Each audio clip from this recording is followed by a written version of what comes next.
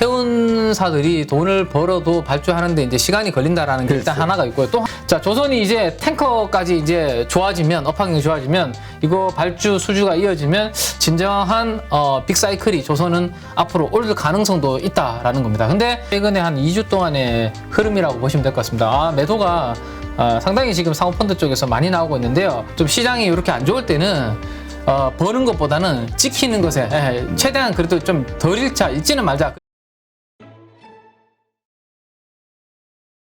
어떻게 보세요? 네. 일단 나스닥. 네, 나스닥 한번 보시죠. 잠깐만, 나스닥 기분 나빠요. 급등해가지고 차트 모습은 안 좋죠. 지금. 네, 좋죠. 지금 뭐 우리가 매일 아침에 지금 확인하고 있는 게 요거를 메우냐 못 메우냐를 보고 있는데 오늘 새벽에 살짝 사실 기대를 했었습니다. 왜냐하면 물가가 CPI는 예상보다 조금 높게 나왔지만 그 변동성이 큰 식료품이라든지 에너지 가격을 제외한 물가는 생각했던 것보다 약간 낮게 나왔거든요. 그래서 아침에 시가 높게 출발해서 조금 요 갭을 메우려고 하는 움직임이 나스닥에 나타났습니다. 근데 지금 보시면 윗꼬리를 달아버렸죠. 그렇죠. 요 갭을 결국에는 저항으로서 영향을 좀 받는 그런 모습입니다. 그래서 나스닥은 여전히 뭐 추세는 아직 하향 흐름을 그리고 있다라고 보시면 될 거고, 그다음에 오늘 제가 조금 전에 오기 전에 이제 캡처한 하이힐드도 지금 각도는 살짝 누웠지만 조금 더 올라가는, 그래서 5일 연속 상승하는 그런 그림이 전반적으로 지금 나타나고 있는 상황입니다. 네. 그러니까 하여튼 이러한 상황으로 보면 어제 우리가 아직은 조심을 하자, 네. 리스크 관리하자, 네네. 싸다고 쉽게 사지 말자. 네. 이 관점 아직은 네. 계속 유효하다 이렇게 봐야 되겠죠? 그렇죠. 제가 한 가지만 오늘 요 그림 표를 하나 가지고 온 게 있는데, 요거 하나 가지고 온 게 있으니까 짧게 한번 설명을 드리고 넘어가겠습니다. 이게 뭐냐 하면요. 내 원금이 1억 있을 때 10% 손실 나면 이제 9천만 원이 원금이 되지 않습니까? 그죠? 그렇죠. 이걸 다시 1억을 만드는 데는 11.1%가 필요하다라는 거죠. 수익을 올려야지만 원금이 가능하다는 거고, 혹시라도 내가 만약에 손실이 50%가 발생하면 원금이 5천만 원 되면 이거 더블 내야지만 1억이 된다라는, 이거 우리 대부분 다 잘 그렇죠. 알고 계시잖아요. 최근에 제가 이제 이야기 드리고 있는 부분이 이제 뭐냐면, 좀 시장이 이렇게 안 좋을 때는 버는 것보다는 찍히는 것에 최대한 그래도 좀 덜 잃지는 말자. 그래야지만 우리가 장이 좋고 좀 어느 정도 시장이 반등할 때, 회복할 때 좀 덜 힘들다라는 거죠. 만약에 이렇게 시장이 조금 불안한 상황에서 내 원금이 조금 밑으로 가면서 이렇게 많이 깨지게 되면 이거 복구하는데 지금 전반적으로 글로벌이 유동성을 긴축하는 상황이기 때문에 좀 쉽지 않죠. 그래서 최대한 지금은 버는 것보다는 좀 내 거를 안 까먹고 지키는 쪽으로 신경을 좀 많이 쓰자라는 그런 말씀을 아직은 좀 드리고 싶습니다. 네. 지금 이제 더 안 까먹기 위해서 노력하는 분들은 아마 행복한 분들일 거라고 봐요. 네네. 왜냐하면 이미 다 물렸거든.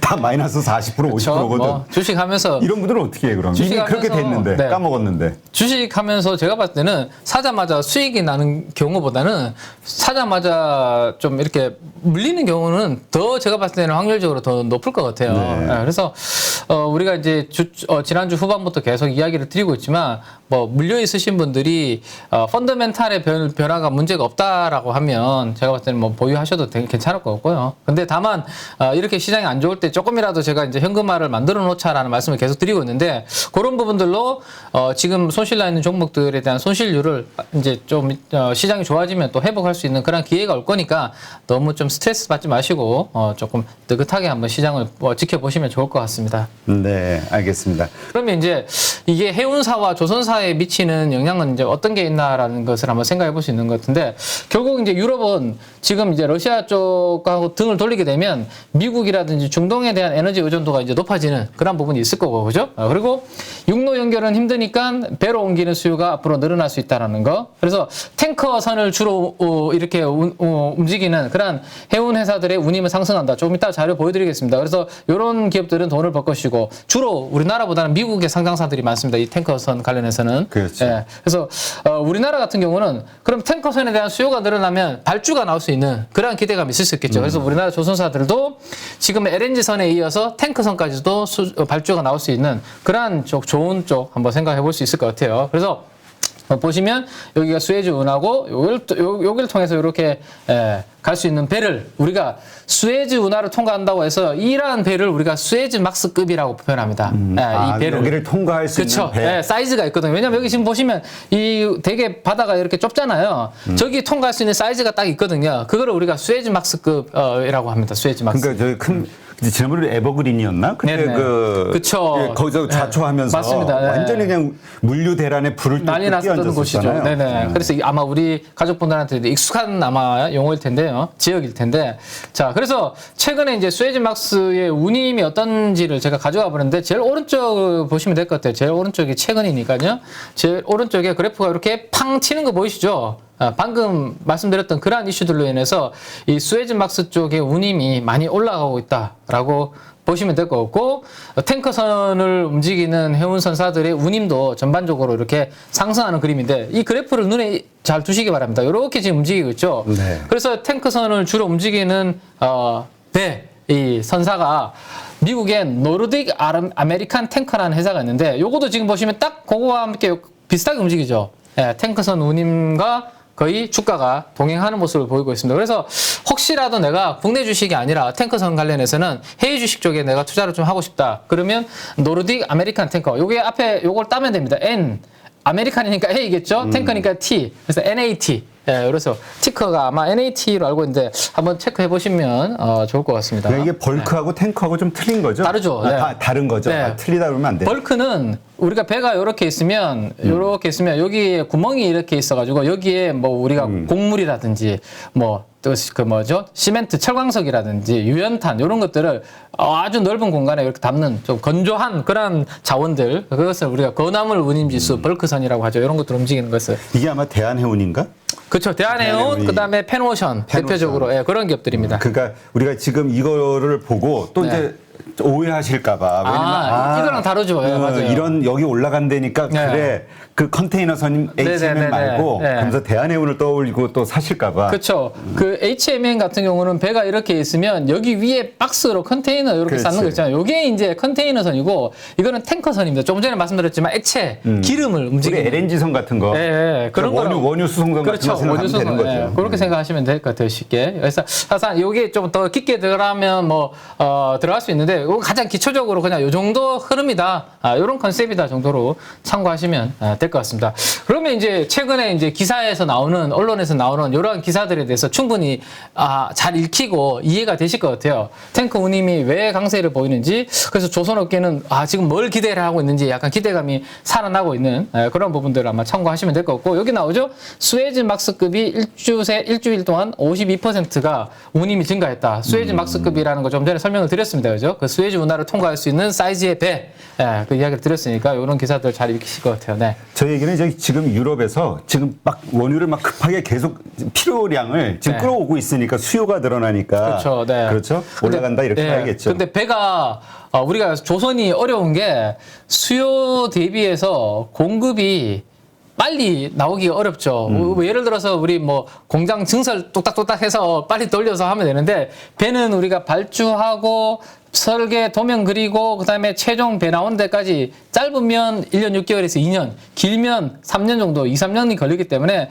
수요가 이렇게 지금 전 세계 지정학적 리스크로 인해서 올라가고 있는데 공급은 제한적이다 보니까 가격이 저렇게 튀는 그런 조선주의 특징적인 부분이 있다라고 보셔야 될 것 근데 같아요. 이거를 이제 좀 우리가 투자의 관점에서 이것도 시점을 좀 봐야 될 게 이게 이러한 이슈가 언제까지 갈 것이냐. 막말로 뭡니까 우크라이나 전쟁이 딱 휴전이 되면 끝나면 바로 이 이슈는 사라질 것이냐. 이런 부분을 좀, 아니면 중장기적으로 계속 갈 수밖에 없을 것이냐. 이 포인트를 좀 잡아야 될 것 같은데. 네네. 근데 저는 이게 한번 경험을 해본 것과 안 해본 것과는 좀 천지 차이가 있지 않을까 싶은데, 유럽이 이번에 에너지의 불안 대라는 경험을 했지 않습니까? 그렇죠. 그러면 저는 분명히 다변화를 해야 될 거라고 생각이 되거든요. 우리가 뭐 애플 같은 경우가 공급처 밸류 체인이라고 하죠. 이 다변화하는 이유가 혹시라도 한 군데가 만약에 막혀버리면 이거 뭐 아이폰이라든지 이런 거 생산을 못 하게 되니까 당연히 이제 공급처리 다 변하듯이 유럽이 또 러시아를 믿고 가기에는 너무 제가 봤을 때는 리스크가 크다라는 거죠. 그러면 과거로 돌아가기 어렵다라면 저 육로로 이동하는 것을 어느 정도 푼다고 하더라도 저는 일정 부분은 다시 또 배로 이동하는 부분도 유지가 될 수 있는 그런 부분이 있지 않을까라는 생각이. 그러니까 결국은 이제 이 전쟁이 끝난다 하더라도 네네. 유럽 국가들의 입장에서 과연 러시아를 계속 믿을 수 있을 것이냐, 러시아로부터 그냥 편안하게 공급을 받을 것이냐, 아니면 대안을 이번 기회에 확 만들어 놓을 것이냐, 그렇죠. 분산해서 네네. 요거를 합리적으로 생각해 보면 결론이 나겠네요. 저게 어때 중단기로 그렇죠. 갈지. 그리고 미국 입장에서도 저는 좀 마찬가지일 것 같거든요. 미국이 이제 예전에는 원유를 수입하는 국가였지만 이제는 셰일가스, 셰일오일 뭐 이런 것들이 많이 생산하다 보니까 원유를 수출하려고 하는 이제 니즈가 강하죠. 그럼 미국도 어디론가 이제 원유를 보내고 싶어 할 텐데 대표적으로 이제 유럽 쪽으로 자기들의 원유를 또 보내고 싶어하는 그런 부분들이 있을 겁니다. 이게 이해관계가 아마 잘 맞아 떨어지면 저쪽 수요는 좀 견조하게 유지될 수 있는 부분이 있는데 저 흐름도 앞으로 계속 체크를 해드리도록 하겠습니다. 네. 그리고 네네. 네, 아니 그러니까 네. 우리가 사실 이렇게 해운이 좋아지면 지난 저희가 조선조 그 애널리스트하고도 이야기했던 게 해운이 좋아지면 이제 현금이 늘어나잖아요. 네. 이익이 커지니까. 네네. 그럼 당연히 해운 회사에서는 배를 수주한다. 그래서 네네네. 조선주가 좋아지는 이유로 잡았는데 네네네. 이것이 이제 조선주로 어떻게 연결될 것이냐 이 부분을 좀 한번 설명해 주시죠. 지금 근데 이제 해운사들이 돈을 벌어도 발주하는데 이제 시간이 걸린다라는 게 일단 그렇죠. 하나가 있고요. 또 하나는 지금 뭐냐면 얼마나 이게 이제 바다라고 하면 배가 이제 얼마나 떠다니는지가 이게 이제 중요한 거거든요. 근데 지금 제가 이 기사를 한번 보시면 좋을 것 같은데요. 여러 가지 지금 규제들이 많이 만들어지고 있습니다. 에너지 효율 지수라든지 하는 것들 그러니까 얼마나 친환경적으로 배를 운항하는 데 있어서 충족을 하고 있는지 조건 그런 것들을 특히나 유럽 쪽에서 강화를 많이 하고 있는데 지금 보시면 국적선의 72%가 그러한 규제들에 미충족한다라고 되어 있거든요. 이렇게 되면 어떻게 되냐면 그 규제를 맞추기 위해서는 출력을 아주 낮춰서 저속으로 운항을 하든지 아니면 뭐 예전에 뭐 스크러브 이야기도 했고 뭐 새로운 것들을 달아서 그러한 부분들을 규제가 안 걸리도록 하든지 아니면 친환경 선박을 짓든지 뭐 이렇게 돼야 되거든요. 그래서 이게 공급이 지금 단기적으로는 늘어날 수 없는데 이런 것들 때문에 오히려 폐선은 늘어날 수 있는 그런 상황입니다. 배를 지금 그 환경 규제를 미달하는 것들은 배를 폐선을 해야 되는 상황이 올 수도 있고 또 하나가 최근에 글로벌리 고철 가격이 지금 많이 올라가고 있는 상황이에요. 네. 고철은 우리가 주로 많이 나오는 게 자동차 폐차시키거나 그렇죠. 배를 이제 폐선시키면 거기에서 고철이 많이 나오는데 뭐 원재료 가격이 다 급등하고 있으니 당연히 그쵸. 저것도 올라가겠죠. 네네. 근데 이거 고철이 왜 또 수요가 올라가는지냐 하면 이 이유 중에 하나가 우리가 철강을 만드는 데 있어서 두 가지 방식이 있거든요. 고로라는 게 있고 하나가 전기로 방식이 있는데 이게 이제 전반적으로 또 친환경 쪽이 강조되다 보니까 고로는 안 하고 전기로 쪽으로 전기로 생산하는 그렇죠. 쪽을 많이 하려고 하다 보니까 전기로 쪽을 생산할 때 많이 들어가는 원료가 투입되는 게 고철이거든요. 고철. 예. 수요는 늘어나다 보니까 이 고철 가격이 올라가니까 이 배를 가지고 있는 입장에서 자동차를 가지고 있는 입장에서 지금 폐선을 하는 게 지금 폐차를 하는 게 내가 좀 높게 가격을 칠 수 있으니까 이런 환경 규제에 미달하는 배들은 이렇게 폐선이 나오게 되면 공급은 제가 봤을 때 줄어드는 이슈가 있을 것 같아요. 그래서 한번 제가 그래서 전망을 결론적으로 이렇게 가져온 게 있거든요. 내년에 그래서 배 공급량 자체가 슬로우해질 것으로 생각됩니다. 떠다니는 바다에 떠다니는 배 그러니까 자체가 줄어들 것이다. 그렇죠. 그리고 배가 조금 전에 이야기 드렸지만 그 규제를 충족을 못하면 천천히 운항해야 되기 때문에 운임지수 자체도 올라가는 그러한 그림이 될 거예요. 그래서 공급이 타이트한 거는 거의 확정적인 것 같아요. 수요는 모르겠지만 미지수라고 쳐도 공급 자체가 어쨌든 타이트해지는 건 확정적이다. 자, 그러면 해운선사 쪽도 좋을 것 같은데 우리 대표님이 이야기하신 것처럼 오해를 하시면 안 되는 게 뭐 벌크선, 그다음에 그렇죠. 컨테이너선, 탱크선 선종에 따라서 차이는 좀 있을 것 같다라는 거, 그거 기억하시면 될 것 같고, 자 조선이 이제 탱커까지 이제 좋아지면 업황이 좋아지면 이거 발주 수주가 이어지면 진정한 빅사이클이 조선은 앞으로 올 가능성도 있다라는 겁니다. 근데 지금 당장 수주가 나온다고 하더라도 그게 실적으로 연결되는 데까지는 최소한 1년 이상 나중에 숫자로 찍히는 거거든요. 그래서 원래까지는 조선주들이 그렇게 실적은 별로 안 좋지만, 하지만 조선주들은 실적보다는 수준 모멘텀으로 먼저 움직이기 때문에 아마도 주가는 거의 뭐 바닥권을 중기적으로 조선사들은 만들지 않을까. 다만 조선사의 실적이 좀 불확실해서 내가 좀 걱정이 된다면 조선에 들어가는 기자재를 오히려 공급하는 회사들 쪽으로 보시고, 원래는 내년도에 오히려 조선사들이 이제 뭐 보시는 것도 그게 불안하시다면 그렇죠. 그렇게 보시는 것도 하나의 또 아이디어일 수 있을 것 같아요. 근데 지금 말씀하신 것처럼 이제 자동차 같은 경우는 이제 자동차 부품주도 있잖아요. 네. 근데 보통 일반적으로 자동차가 가야 그다음에 부품주가 간다라는 게 이제 정설인데 네네네네. 조선 기자재를 얘기하시니까 그것도 먼저 조선주가 좀 강하게 움직여야 그다음에 기자재가 움직이는 것인지 네네네. 아니면 기자재 먼저 사면 사도 조선주보다 먼저 움직일 수 있는 것인지 중소형주 단위니까. 네네네. 이게 이제 조선하고 조선 기자재를 제가 따로 이제 말씀드린 이유가, 조선은 그 최근에 이제 수주가 많이 있음에도 불구하고요. 워낙 최근에 몇 년 동안 수주 동안 업황이 안 좋았지 않습니까? 업황이 안 좋았기 때문에 많은 구조조정을 했습니다. 구조조정을 하다 보니까 뭐 배가 들어와도 그거를 배를 건조할 수 있는, 지을 수 있는 인력이 지금 없는, 상당히 부족한 상황입니다. 그래서 지금 인력을 많이 충원하고 있는데도 불구하고 쉽지 않아서 인건비 자체가 단기적으로 숫자는 들어올 거 없는데 인건비는 많이 늘어나고 비용은 증가하기 때문에 실적 모멘텀이 조금 떨어진다라는, 그게 이제 제가 봤을 때는 좀 약점인 부분이 있는데, 조선 기자재 쪽은 최근에 이제 숫자 나오는 거 보시면 우리 대표적으로 우리 LNG선에 그 보냉제를 만들고 있는 한국카본이라든지 뭐 이런 기업들 있지 않습니까? 그런 회사들은 숫자가 견조하게 좀 유지가 되고 있거든요. 그리고 조선이라든지 이런 쪽들이 많이 됐을 때 또 수혜를 볼 수 있는 피팅 관련된 회사들, 하이로 코리아라든지 재무 구조가 괜찮다라는 이야기죠. 제가 말씀드리는 거. 그 조선사들은 지금 재무 구조 자체가 조금 불안한 그 부분이 있거든요. 아직까지는. 그래서 상대적으로 그런 부분들이 되기 전까지는 재무 구조도 안정적이고, 그래서 실적도 나오고 있는 조선 기자재가 제가 봤을 때는 좀 안정적인 대안이 될 수 있는데, 주가는 사실 뭐 다르게 움직일 수 있습니다. 근데 변동성이 좀 싫다 그러면 이제 조선 기자재 이렇게 말씀드리는 거죠. 알겠습니다. 근데 이 조선주가 됐든 어떤 주식이 됐든 우리가 이제 보통은 좀 공부를 하자 이야기하잖아요. 네. 그리고 그 사는 이유가 분명해야 되는데 네네. 아까 우리 그 탱커선과 벌크선의 차이, 그다음에 컨테이너선의 차이, 그거에 따라서 어디를 좋게 보느냐에 따라 사는 주식이 달라지는 것처럼 네네. 조선주도 그래야 될 것 같아요. 그 회사 다 조선주라고가 아니라 어디에 강한지.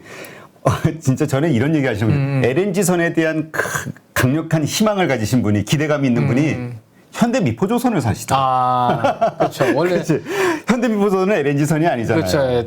LNG 그러면 원래는 옛날부터 강자는 대우조선이 그렇죠. 강자였죠. 네. 예, 이런 식으로 우리가 사기 전에 조금 더 디테일하게 내가 무슨 주식을 살 것이냐, 그 이유, 그 해당 종목 연관성을 한번 잘 찾아보셔야 될 것 같아요. 네네네. 그래서 현대 미포가 조금 전에 말씀드렸던 그런 이제 이 화학 관련된, 에너지 관련된 가격들 있잖아요. 이런 것들이 좀 움직임이 괜찮을 때, 좀 수주 모멘텀이 좋아졌을 때 거기랑 좀 상관관계가 높은 회사는 또 현대 미포가 그런 부분들도 또 있거든요. 그래서 그런 부분 참고하시고, 대우조선해양은 이게 이제 매각 관련된 이슈가 그렇지. 있어서 매각을 어떻게 시킬지 안 시킬지 모르겠는데, 그 부분은 조금 계속 업데이트는 한번 드려야 될 것 같습니다. 네.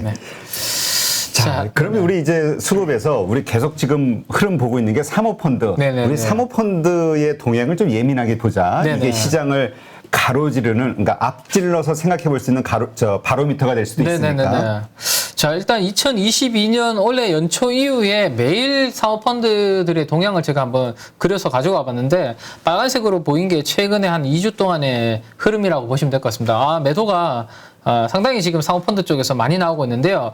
이게 예전에 우리 라임 사태라고 기억하시죠, 대표님? 예, 피해보신 분들 많죠. 네, 그때 되게 안타까운 사태가 있었는데, 그때 사모펀드 이슈가 생겼을 때 관련이 없지만 불안해서 사모펀드 막 환매 나오면서 그때 이제 미리 현금을 만들어 놔야 되는 그런 움직임들은 매도가 나오긴 했었는데, 최근에는 사실 사모펀드와 관련된 그런 환매 관련된 이슈는 없거든요. 그럼에도 불구하고 사모펀드 쪽에서 지금 매도가 상당히 강하게 지금 나오고 있는 걸 보면, 사모펀드들도 단기적으로 이렇게 트레이딩을 많이 하니까 시장이 지금 약간의 변동성이 크니까 좀 현금을 만들어 해놓으려고 하는 그런 니즈를 저기서 볼 수 있지 않을까 싶어요. 그러니까 요즘 최근 우리 그저께부터인가요? 좀 사모펀드가 매도하기 시작했다 네네네. 이런 얘기를 시작했는데 맞아요. 예. 계속 이어지고 있네요. 이어지고 있고 그래서 사모펀드에서 뭐 컨빅션 있게 사는 종목들이 최근에 잘 찾기가 좀 어렵습니다. 사실 그래서 수급이 저렇다 보니까 그리고 이제 대표적으로 우리 개인 투자분들이 좀 자금을 많이 맡기시는 공모펀드 쪽을 운영하는 투신 쪽의 펀드 매니저들도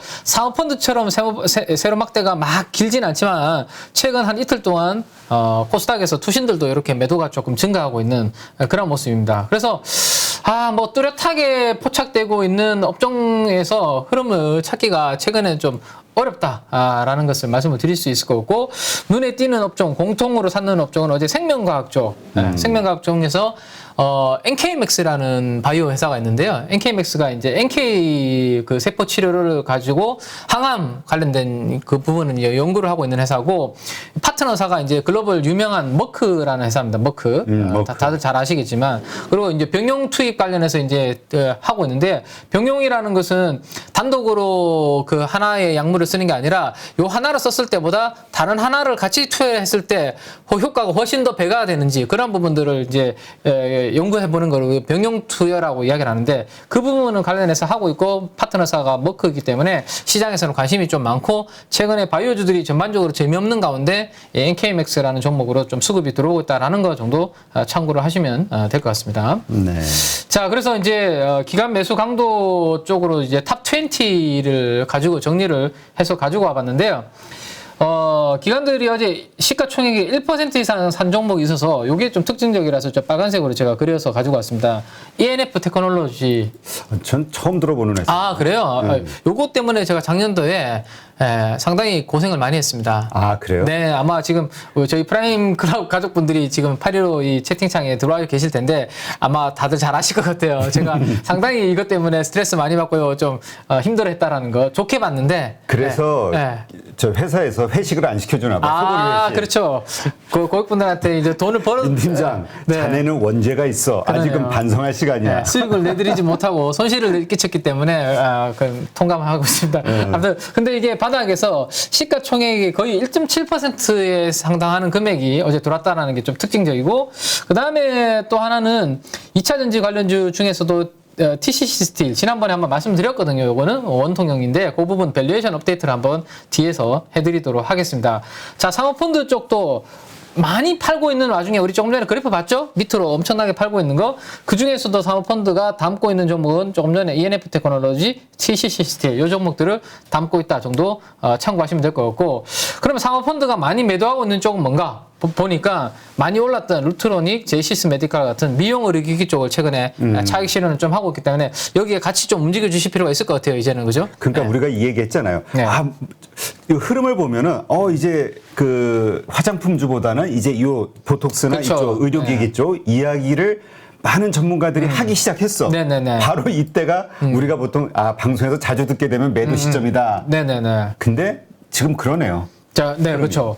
그래서 이야기 많이 할 때 이렇게 올라갔는데 중요한 거는 우리 대표님이 말씀하신 것처럼 이렇게 이제 사모펀드가 팔 때 이렇게 빠지잖아요. 약간 이제 올랐던 거 대비해서 이렇게 지금 조정을 받고 있지 않습니까? 그죠? 근데 여기에서 내가 가만히 있을 것인가 아니면 같이 움직일 것인가 그 부분을 빨리 판단을 해야 되거든요. 그러면 사모펀드에서 최근에 많이 오른 것들을 팔고 바닥에서 안 오른 것들을 지금 저렇게 스위칭을 하고 있다면 일정 부분 저는 같이 움직여주는 게 맞지 않나. 일정 부분 좀 같이 매도하자. 그렇죠.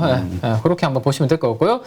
투신 쪽에서는 제가 짙은 색으로 표시하는 대부분의 이 종목들이 뭐냐 하면 게임 관련주라고 보시면 됩니다. 컴투스, 위메이드, 카카오 게임즈. 그래서 투신은 주로 게임주들을 어제 많이 안타까운 흐름인데요. 많이 팔았다라고 보시면 될 것 같아요. 누구나 1시간 안에 200개 종목에서 좋은 종목을 고를 수 있는 그런 능력을 배양할 수 있도록 제가 도와드리려고 그렇게 하고 있습니다.